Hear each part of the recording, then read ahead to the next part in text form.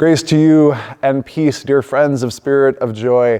Pastor Eric here with week 3 of our 2024 Lenten devotions. We are on a journey to Maundy Thursday, looking closely at the 12 disciples, thinking about how it is that their walk alongside Jesus instructs our faith in 2024. This week, our theme is that those who were closest to Jesus were still in awe of him. And so our gospel is a transfiguration story from Matthew chapter 17, verses 1 through 9. At that moment, there were the inner circle, the three, Peter, James, and John, who we know by far the most about of all of the disciples. There on the mountain beside Jesus, as his clothes became dazzling white, the glory of God shone forth, and he was joined by those who would bring the coming of the Messiah, Elijah and Moses. It's hard when talking about Peter and James and John not to just spend all our time with Peter. So I want to start instead with James and John. James and John, brothers, the sons of Zebedee, were called from alongside the Sea of Galilee. I love that story in part because one way to read it is that they quite literally not just left their father behind, which was a huge decision, but that they jumped into the waters and swam to shore. They were so anxious to follow Jesus. The other place that they show up, or places, is at the Garden of Gethsemane, the agony. They're part of those sinners, the broken people who last week we talked about God still using, still calling to walk alongside Jesus and be at his hands and his feet.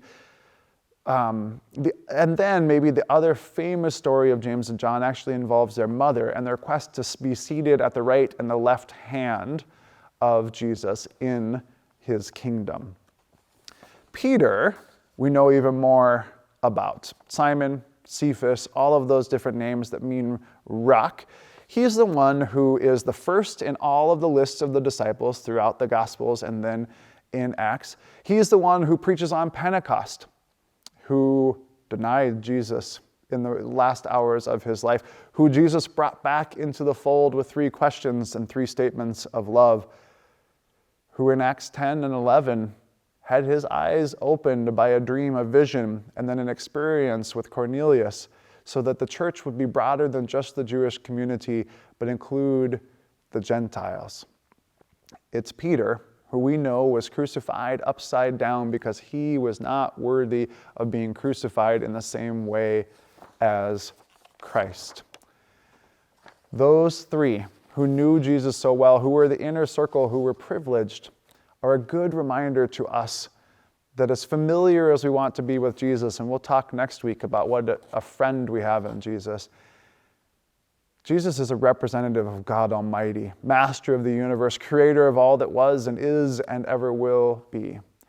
And so at the Transfiguration, at the Ascension, it's these 3 who cower and who cover their faces, who are terrified because they understand what they're standing in front of, the Messiah, the one of God.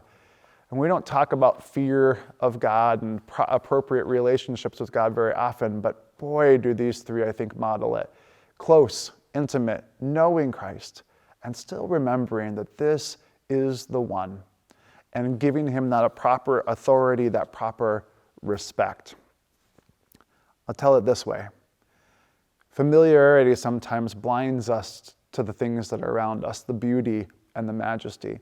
I worked in central Idaho several years in the Sawtooth mountain range.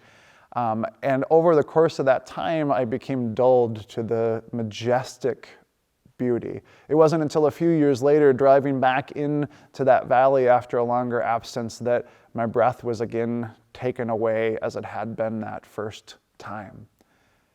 Our breath should be taken away every time we are offered God's grace, every time that we encounter Christ, just as Peter, James, and John had their breath taken away on that mountain. And that is good news.